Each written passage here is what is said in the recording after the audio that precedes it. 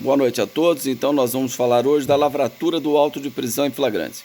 Antes de adentrar especificamente na matéria, eu vou falar para vocês de uma hipótese que se pode ocorrer a prisão em flagrante ou não. Vamos imaginar a seguinte situação. Eu dei aquele exemplo de Ribeirão Preto, da Mata de Santa Teresa, os assaltantes da Caixa Econômica Federal. Vamos imaginar que o sujeito, após uma perseguição, ele consiga se desvencilhar da polícia, chega até a delegacia e se entrega, certo? Então a polícia estava em perseguição, ou seja, estava na hipótese do artigo 302, inciso 3º do Código de Processo Penal, ele perseguido logo após a prática do crime, e essa perseguição é contínua, mas de repente o sujeito consegue se desvencilhar, chega até a delegacia e se entrega, fala, olha, fui eu o autor do crime, está aqui a arma do crime e confessa a prática do crime. Eu pergunto, ele poderá ou não ser preso em flagrante delito? Quem pode me responder?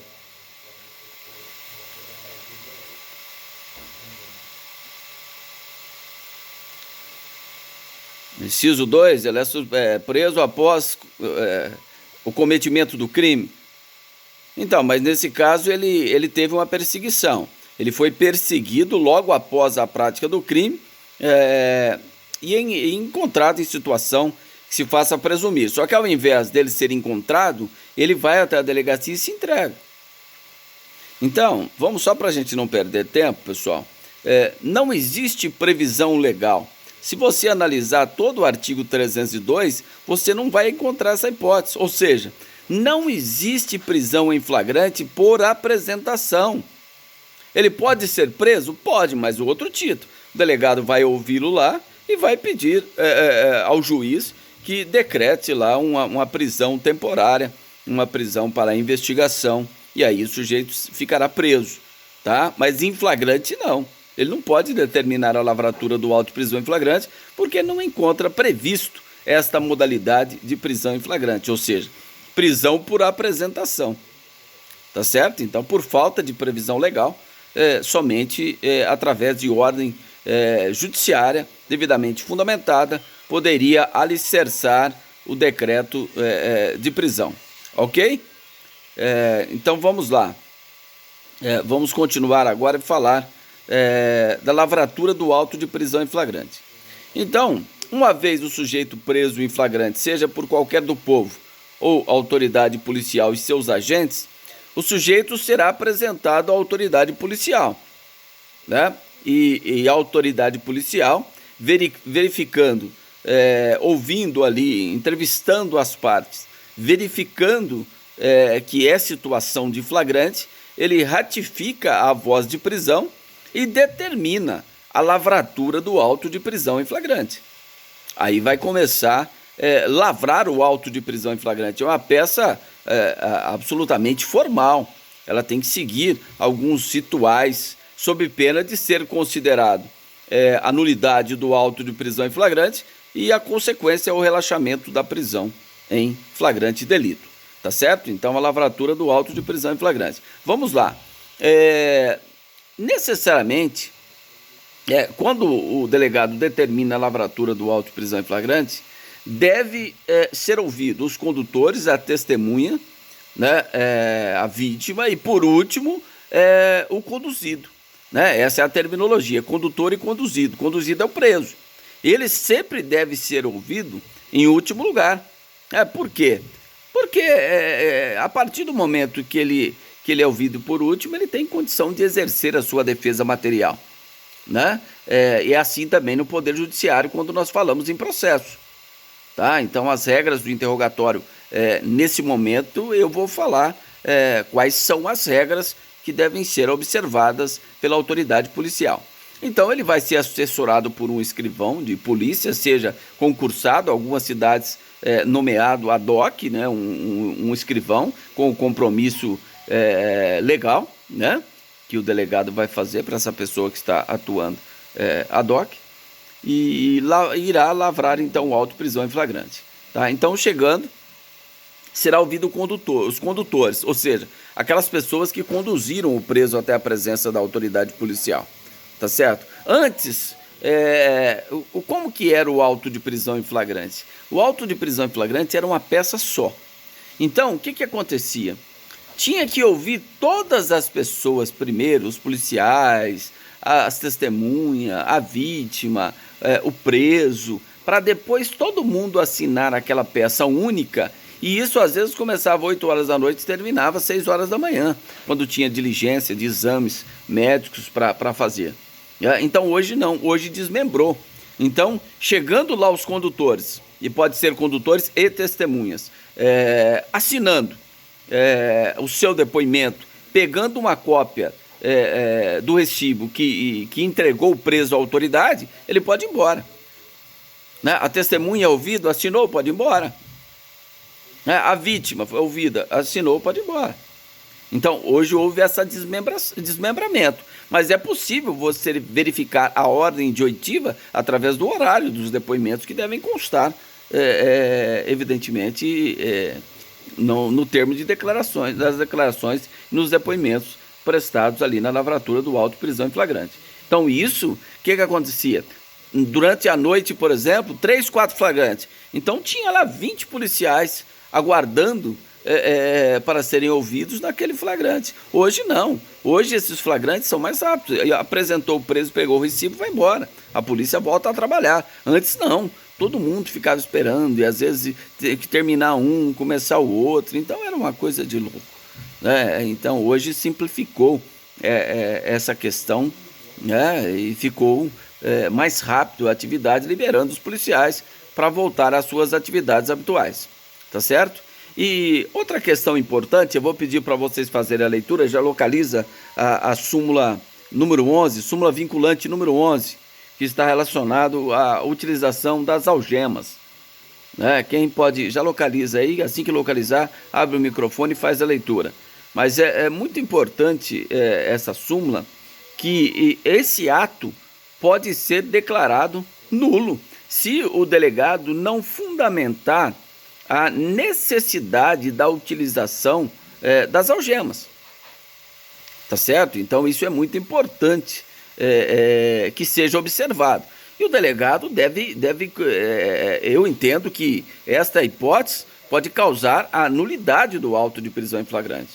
Se não constar a fundamentação do delegado, por que ele está mantendo o conduzido, o preso, algemado. Porque algema somente em situação excepcional e por ato devidamente fundamentado. Quem pode ler aí a súmula vinculante número 11? Quem localizou já pode ler.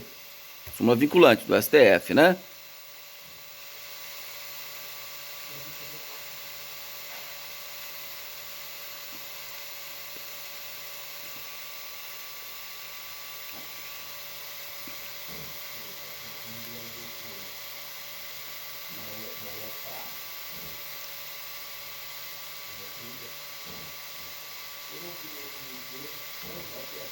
Certo? Olha que interessante. Então pode ser decretada a nulidade do auto. Então eu entendo que é um dos requisitos do auto de prisão em flagrante que contenha a fundamentação da autoridade policial, tendo em vista a necessidade de manter o sujeito algemado. Então, se é um crime de roubo, se é um crime que foi praticado mediante utilização de arma de fogo, né, até a escassez de funcionário ali na delegacia de polícia, seria justificável a argumentação. Agora, caso contrário, essa argumentação não teria nenhuma justificativa. Né? Nós verificamos aí nos casos crimes do colarinho branco, os crimes de corrupção, que dificilmente essas pessoas estão algemadas. Então, isso é uma seletividade, ou seja, nós já afirmamos que no sistema carcerário 60% são de pretos e pardos, né, de 19 a 29 anos de idade. Então, e o sujeito sempre é algemado. Então, há essa seletividade da prisão, né? Nós podemos dizer assim. Nós vamos comentar isso lá no Direito Processual Penal 3. Quem faz Direito Processual Penal 3 comigo, estamos comentando justamente isso. Tá? Mas é necessário, então, que o delegado, no ato da lavratura, durante a lavratura do auto de prisão em flagrante, que ele fundamente, por escrito, a necessidade de manter o custodiado, manter o conduzido, né, o preso algemado. Tá certo? Isso não só na lavratura, durante um ato processual, durante o tribunal do júri. Toda a utilização das algemas deve ser devidamente fundamentada pela autoridade, sob pena de nulidade do ato. Tá certo? Então entendo que é um dos requisitos esta fundamentação por escrito no auto de prisão em flagrante.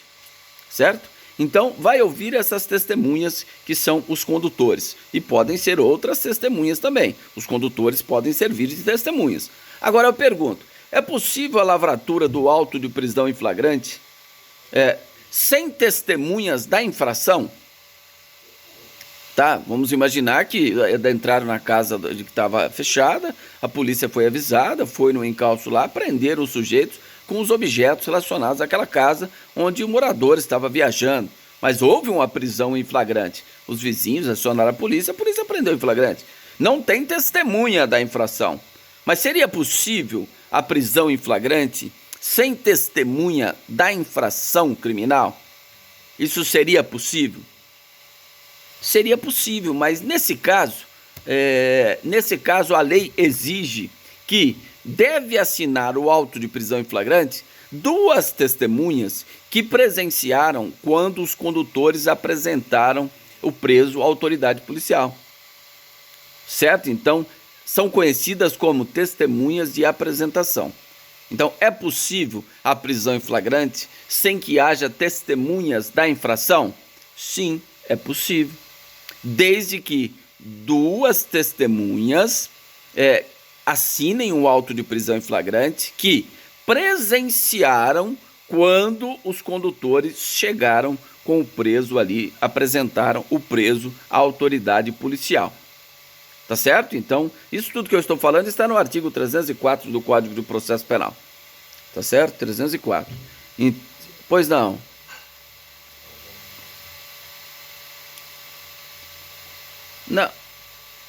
Não. Pessoas que estão ali, pode ser até funcionário público, né? Ou outras pessoas que ali estejam na delegacia. Mas o delegado não, ele é o que preside. O escrivão também não, os investigadores, os policiais que também não. Seriam pessoas estranhas que estejam lá na delegacia que vão assinar esse auto de prisão em flagrante.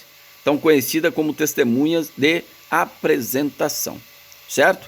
Então, fez a oitiva dessas testemunhas, os condutores, né? Primeiro os condutores, pegou um recibo que entregou o preso para a autoridade e vai embora, certo? Aí vão ouvir as testemunhas, se caso houver testemunhas da infração, né? Vai ouvir a vítima, se houver a vítima, tá? Então todas essas pessoas deverão assinar os seus respectivos termos de declaração, tá? E depois, então, por último, será feito o interrogatório do preso, certo? Mas nesse interrogatório do preso, e até antes disso, ele tem direito que seja comunicado a prisão aos seus familiares e ter contato com um advogado, sob pena de nulidade do auto de prisão em flagrante. Essa é uma garantia constitucional que o sujeito tem, está lá no artigo 5º da Constituição Federal. O sujeito tem o direito que seja comunicado aos seus familiares sobre a prisão e tem direito também ao contato com um advogado, certo? Então ele pode indicar, né? Olha, eu quero que ligue para o fulano de tal, que ele é meu irmão, ou meu pai, minha mãe, minha irmã, tá? Ele vai dar o número, então vai ser feita uma ligação e ele poderá conversar com essa pessoa e dizer, olha, estou preso por isso aqui na delegacia tal, na cidade tal. Isso é o normal que se faz. Normalmente na Polícia Federal é assim que se faz. Às vezes na Polícia Estadual, às vezes o próprio escrivão que liga para a família, ele dá um número, a pessoa liga e fala, ó, fulano de tal se encontra aqui preso, está sendo preso em flagrante, vai ser encaminhado para o presídio. Tá? Mas ele tem o direito desse contato. E isso deve constar no auto de prisão em flagrante, que foi lhe permitido o acesso ao contato com seus familiares, foi informado sobre a prisão, bem como ele teve direito ao acesso a um advogado. Mas para a lavratura do auto de prisão em flagrante, não é imprescindível o advogado. Não causa nenhuma nulidade, porque não existe ali ninguém acusado. Existe alguém que é objeto de investigação. Né? Qualquer termo que se tem um termo aí no artigo 304 seguinte que fala acusado, que está totalmente equivocada a sua colocação, porque nessa fase não tem ninguém que é acusado. Só terá acusado quando o juiz receber a denúncia ou a queixa. Aí nós teremos alguém acusado. Portanto, antes nós não temos ninguém acusado. Nós temos alguém que é objeto de uma investigação. Ele é indiciado, ele é preso, conduzido, mas não acusado. Tá certo? Então ele tem direito a esse acesso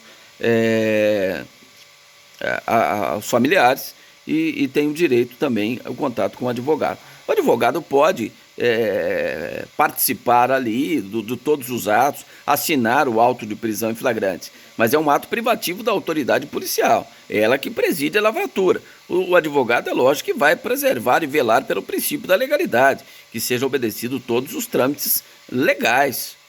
Tá certo? Essa é a função do advogado, enquanto atua, né, participando na lavratura do auto de prisão em flagrante de um de seus constituintes ou do seu constituinte que seja objeto da prisão em flagrante. Tá certo? Vamos lá. Então é feita a oitiva, que é o interrogatório. Nesse interrogatório, deve ser observado todas as regras do interrogatório judicial, ou seja, do artigo 185 ao artigo 195 do Código de Processo Penal.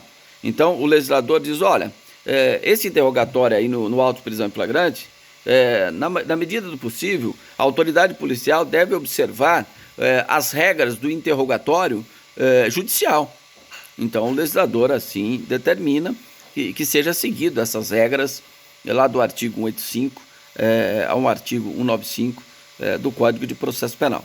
Então, no interrogatório dele, ele poderá permanecer em silêncio. Né? É uma garantia constitucional do direito à não incriminação. Isso é uma garantia constitucional dele, que ele não é obrigado a produzir prova contra si mesmo. Então, ele pode permanecer em silêncio. Só que essa questão do direito ao silêncio, isso assim, uma experiência prática já quase completando 30 anos como advogado, é a pior tese que existe. Às vezes, em situações excepcionais, quando o advogado não conseguiu um contato, o sujeito não conseguiu que o advogado chegasse para ele conversar com o advogado, porque é nesse momento que deve surgir as teses, e as teses são aquelas que vocês estudaram lá na parte geral do Código Penal, né? Ou algum privilégio da parte especial do Código, qualquer causa que possa diminuir a responsabilidade criminal do seu constituinte. Isso o advogado deverá orientá-lo de acordo com os fatos que lhes são atribuídos. Tá? Mas o silêncio é a pior das teses possíveis. Por quê? Quem é inocente, em primeiro lugar, não se cala. O inocente, ele quer falar, ele quer gritar, ele quer falar a verdade, ele quer dizer, ele não se cala, ele não tem essa frieza de dizer, olha, só vou falar em juízo. Ah, mas ele pode? Pode. E o juiz, o delegado, falou, o seu silêncio não vai te prejudicar.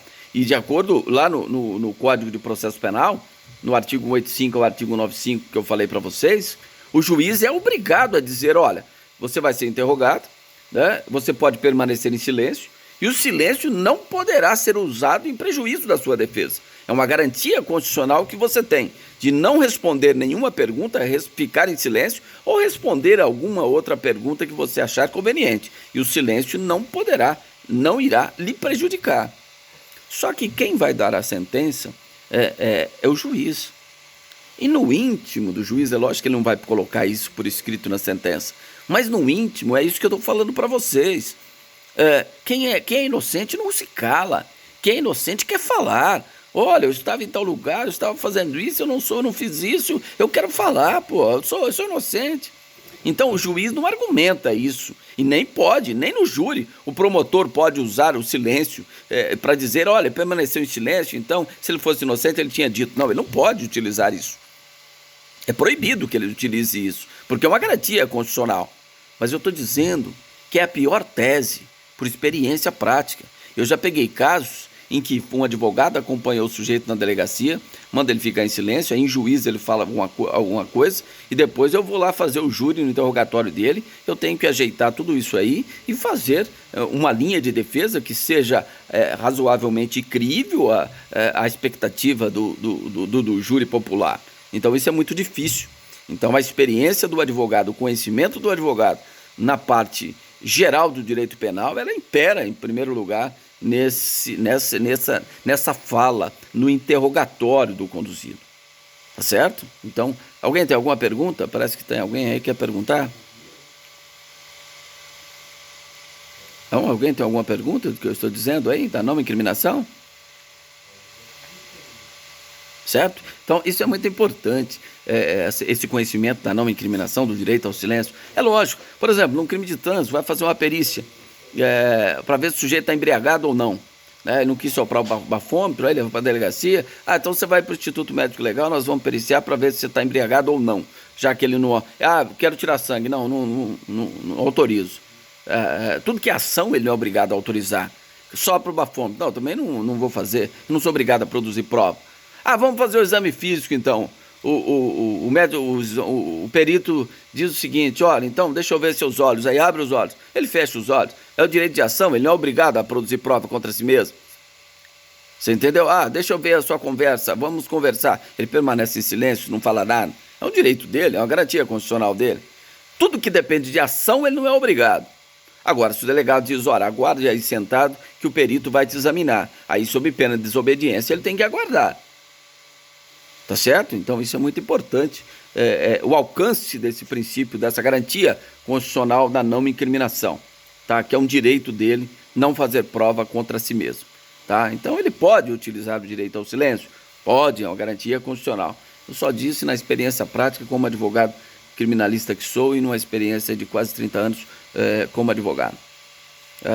Por isso passo isso para vocês. Mas vamos lá. Então nesse interrogatório... Pois não.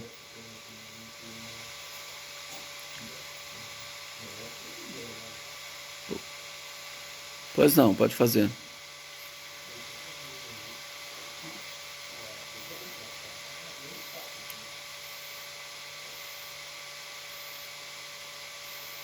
Sim.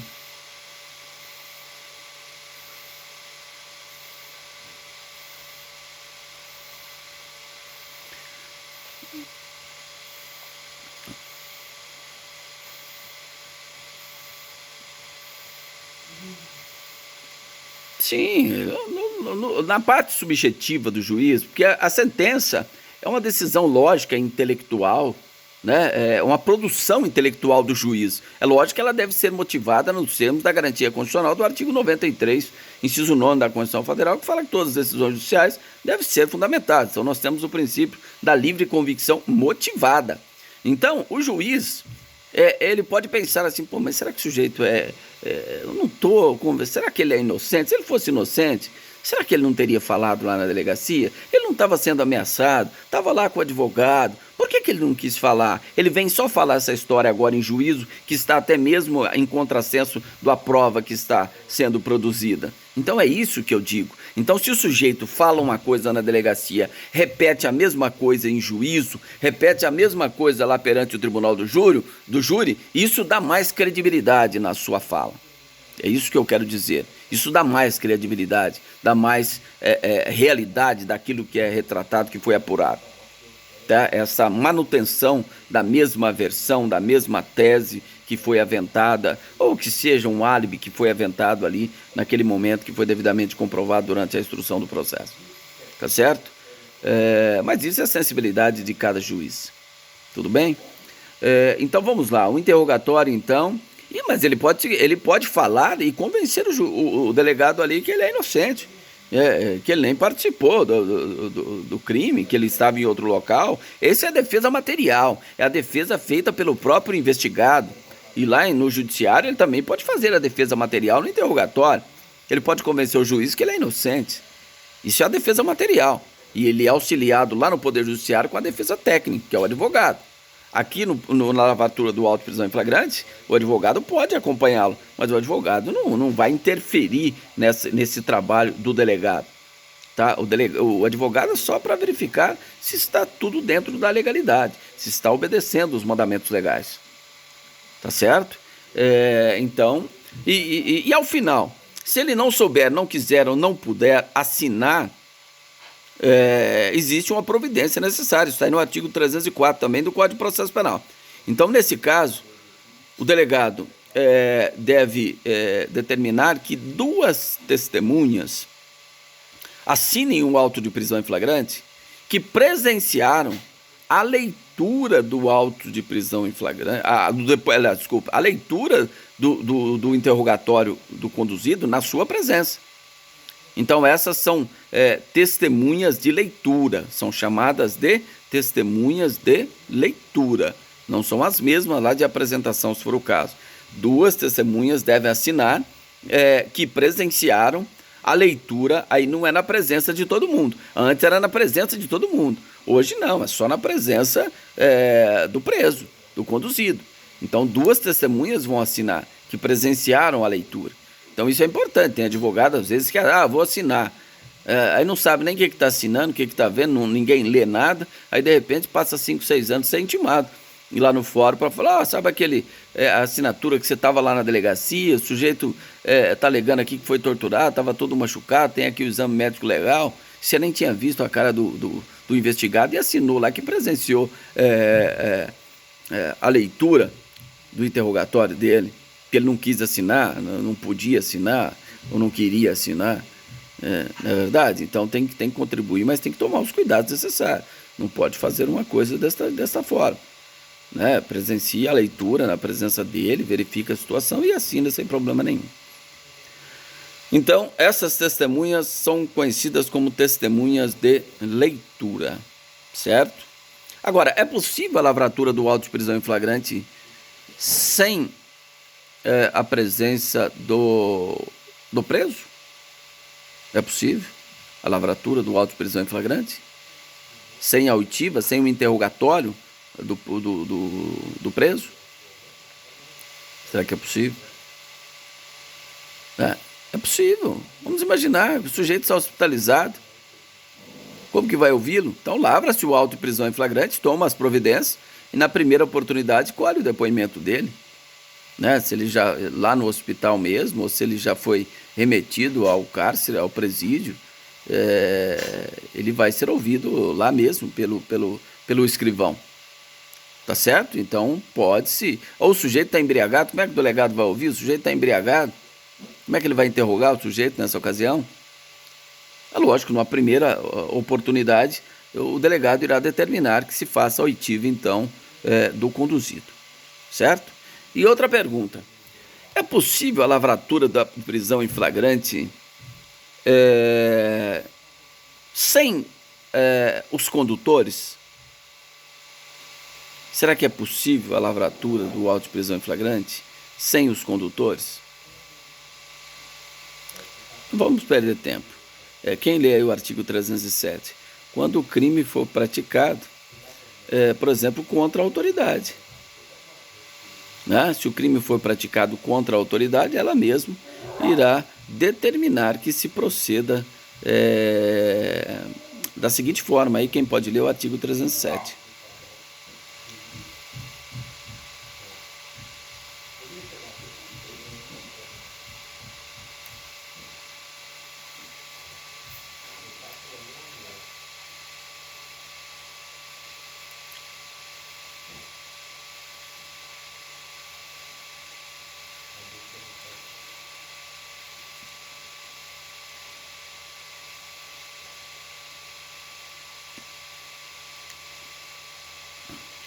Certo? Então, é possível, quando praticado nos termos aí do artigo 307 do Código de Processo Penal. Tá bom? Outra questão interessante que nós devemos observar é que este é um ato formal. A inversão na ordem de oitiva causa nulidade. Outra questão também que a Constituição nos garante, que o civilmente identificado, artigo 5º da Constituição Federal, não será submetido à identificação datiloscópica. Então, todas as garantias constitucionais devem ser observadas. Então, É lógico, existe esse princípio, não é absoluto. Por quê? Os crimes hoje, os crimes hediondos, os crimes de maior gravidade, existe lei que fala que deve fazer a identificação criminal. O que é a identificação criminal? A identificação datiloscópio. Então, na rede estadual ainda tem o carimbo lá na mão, né? Na federal tem lá tudo digitalizado, né? Mas então é feita essa identificação datiloscópio. Ou mesmo num crime que não seja tão grave, mas o sujeito é preso em flagrante, com ele é encontrado 10 RGs falsos no estelionato. É lógico que esse sujeito tem que ser identificado criminalmente. Como vai saber se a identidade dele é aquela mesmo que ele está fornecendo para a polícia? Então, nesse caso faz-se a identificação datiloscópio. Tá? Mas, por exemplo, o sujeito é conhecido na cidade, é um médico conhecido na cidade pequena, aí ele apresenta a identidade civil, que é o RG, ou a carteira dele profissional do órgão de classe, o delegado determina que se faça a identificação datiloscópio. Isso é uma ilegalidade praticada pelo delegado, porque está desrespeitando a garantia constitucional que o civilmente identificado não será submetido à identificação criminal. Então, essa garantia ela é relativa, mas não pode ser desprezada. Tá certo? Bom, então vamos lá. Se for o caso, então, encerrado o auto de prisão em flagrante, o delegado pode determinar que seja submetido a vários exames, várias perícias sejam feitas, despachando aí o auto de prisão em flagrante. Várias perícias podem ser determinadas. Várias provas podem ser produzidas que não são repetíveis depois sobre o crivo do contraditório. Então, esse é o momento de fazer, né, os exames médicos legais. E é muito importante essa questão, porque a única prova que o delegado não pode determinar é a realização do exame de sanidade mental, lá do artigo 149 do Código de Processo Penal. Essa é uma prova que só as partes podem requerer, mas quem pode deferir é só o juiz.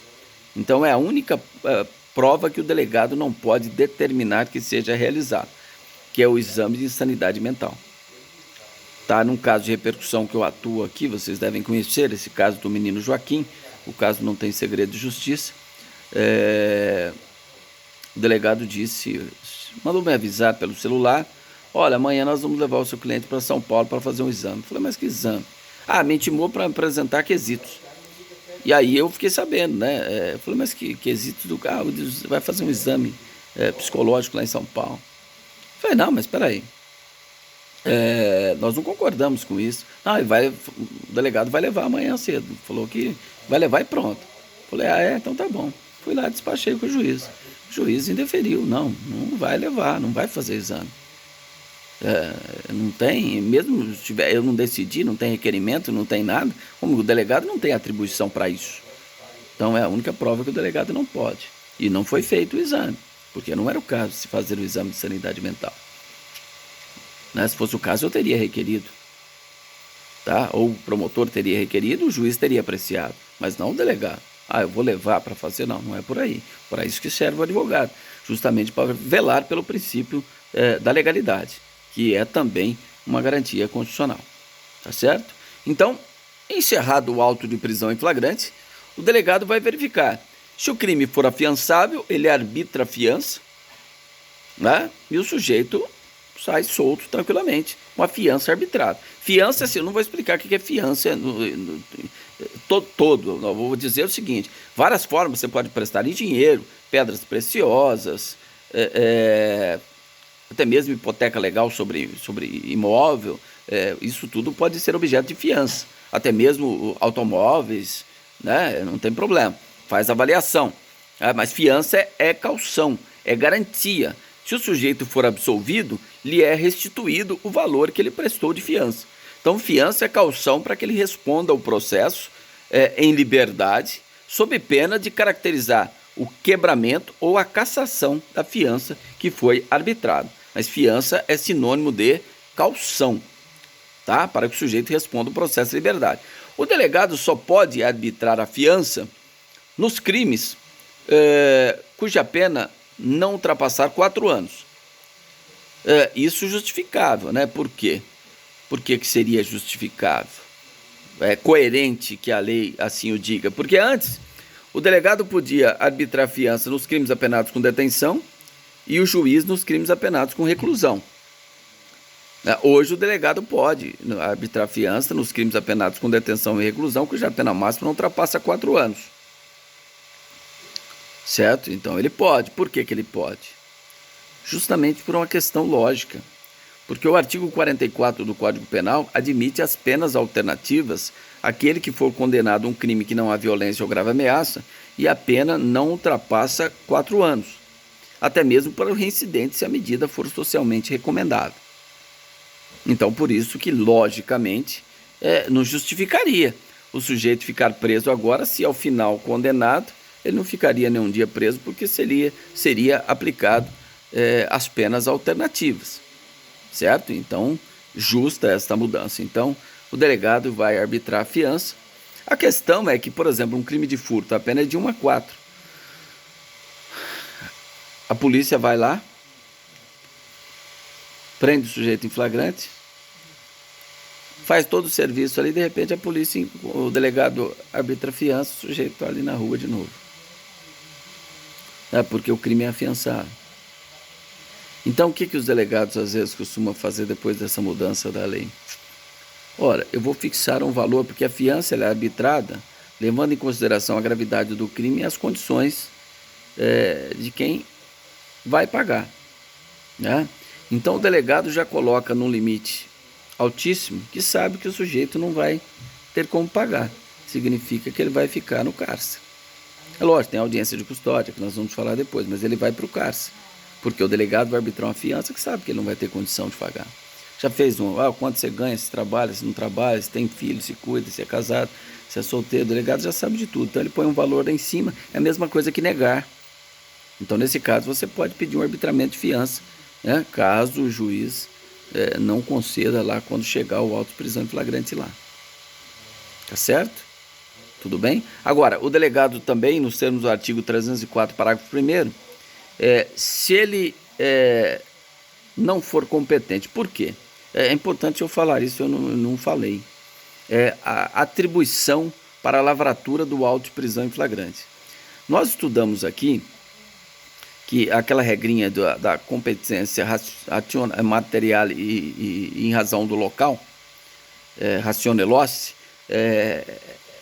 ela é observada, mas no que se refere à lavratura do auto de prisão em flagrante, é do local onde foi feita a prisão.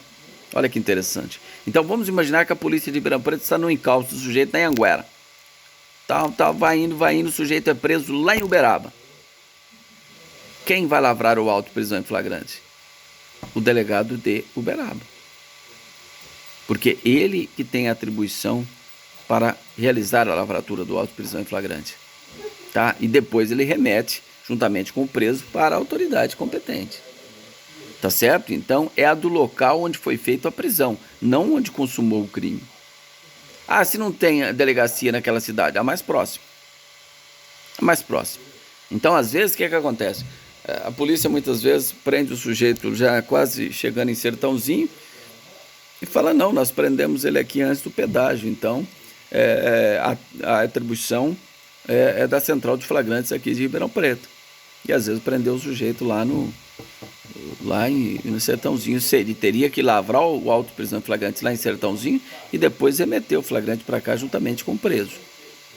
Tá? Então, a atribuição é do local onde ocorreu a prisão e não do local onde consumou o crime. Certo? No que se refere à lavratura do auto de prisão em flagrante. Então, quando o delegado verificar que não é de sua atribuição aquela investigação, né, porque o local da consumação foi em outro local, ele vai remeter para a autoridade que for competente. Tudo bem? Então, nós estamos falando aí das providências após a lavratura do auto de prisão em flagrante. Mais uma providência importante que o delegado tem que fazer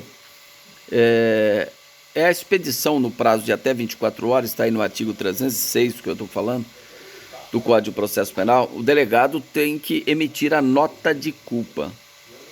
E esse documento é tão importante que deve constar no auto de prisão em flagrante uma cópia dessa nota de culpa. Porque isso significa o quê? Significa que esse documento vai dar para o preso quem determinou a sua prisão, por que ele está sendo preso, quais são as testemunhas de infração e qual o crime. Por que isso é tão obrigatório, esse documento? Para que ele possa exercer desde já o seu direito de defesa. Então esse documento chama nota de culpa, não que ele seja culpado, não tem nada a ver, mas no sentido que, olha, você está sendo preso por esse motivo, quem determinou a prisão foi o delegado tal, as testemunhas de infração são essas e o crime que você está em curso é esse. Porque desde já ele pode contratar um advogado para velar pelos seus direitos, pela sua liberdade e assim por diante. Então é expedido a nota de culpa, certo? E nesse prazo de até 24 horas da prisão. E nesse mesmo prazo, nos termos do artigo 306 aí, o delegado tem que comunicar o juiz competente. Então, se é na segunda-feira o sujeito foi preso, às vezes de manhã, o delegado faz o serviço e comunica o juiz no mesmo dia. Agora, se for à tarde, vai comunicar só no outro dia. Então, o delegado tem até 24 horas. Aí ele manda uma cópia para o juiz competente. Se for final de semana, tem o plantão, vai uma cópia para o juiz do plantonista, uma cópia para o Ministério Público, uma cópia para a Defensoria Pública quando o sujeito não tiver advogado constituído. Se ele declarar que tem advogado constituído, não precisa mandar cópia para a Defensoria, porque o advogado que acompanhou a lavratura do auto de prisão em flagrante, ele tem o direito de sair de lá com a cópia do auto de prisão em flagrante. Aquela mesma cópia que o delegado está mandando para o juiz, o advogado tem o direito de sair de lá com essa cópia. Tá? Muitos advogados às vezes não sabem disso, mas é um direito do advogado. Por quê? Se ele fala que não tem advogado, obrigatoriamente o delegado tem que enviar uma cópia para a Defensoria Pública. Porque mesmo sendo no plantão, a Defensoria Pública vai participar da audiência de custódia. Então hoje nós verificamos que está suspensa essa audiência de custódia pelo provimento, do próprio CNJ e dos próprios tribunais, tendo em vista a pandemia. Mas poderia, essa prisão é verificada a sua legalidade, porque o auto de prisão em flagrante é remetido à autoridade judiciária. Então, chegando na autoridade judiciária, aí ela vai agir na forma do artigo 310 do Código de Processo Penal. Ela pode relaxar imediatamente a prisão, garantia constitucional que a prisão ilegal será imediatamente relaxada pela autoridade judiciária competente. Então, ela relaxa a prisão por alguma nulidade do auto de prisão em flagrante. Por exemplo, o delegado não assinou o auto de prisão em flagrante. É uma causa de nulidade. Eu entendo até a falta de fundamentação na utilização das algemas. É uma causa de nulidade do auto de prisão em flagrante. Então, nesse caso, o juiz poderá reconhecer essa nulidade e a consequência é o relaxamento da prisão e a consequente libertação do sujeito. Tá? O juiz pode converter a prisão em flagrante em prisão preventiva, caso não seja possível ou viável a substituição por medidas cautelares descritas no artigo 319 do Código de Processo Penal. Que as medidas cautelares alternativas do artigo 319, elas são alternativas à prisão. Comparecimento mensal em juízo para justificar suas atividades, monitoramento eletrônico, recolhimento domiciliar, fiança, tudo isso está previsto lá no artigo 319, que foi criado em 2010 como forma de deixar a prisão somente para situações excepcionais. Então, o juiz ele só vai converter a prisão em flagrante em prisão preventiva quando ele verificar que não seja possível a aplicação das medidas cautelares alternativas descritas no artigo 319 do Código de Processo Penal. E são várias. E muitos juízes, às vezes, não decretam essas medidas porque eles sabem que não vai ter fiscalização. Então ele fala, o Estado não vai conseguir fiscalizar, então eu vou deixar o sujeito no cárcere.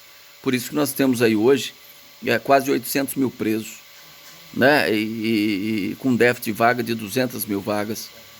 Então, isso seria, o legislador justamente criou essas medidas cautelares para deixar a prisão somente para situações excepcionais mesmo. Quando a gravidade do crime, a personalidade, os antecedentes, falou, esse não tem jeito, tem que ficar preso preventivamente. Então, falta realmente o juiz, às vezes, acreditar que o Estado possa fiscalizar mais para que ele possa aplicar mais o monitoramento eletrônico. Por exemplo, São Paulo, nós temos um monitoramento eletrônico, é situação excepcional, porque não se tem uma política, né, desse monitoramento. Por exemplo, todas as saídas do semiaberto de São Paulo poderiam ser monitoradas eletronicamente. Também, olha, não, você não vai para a cadeia, não, mas eu vou te monitorar 24 horas. Tá?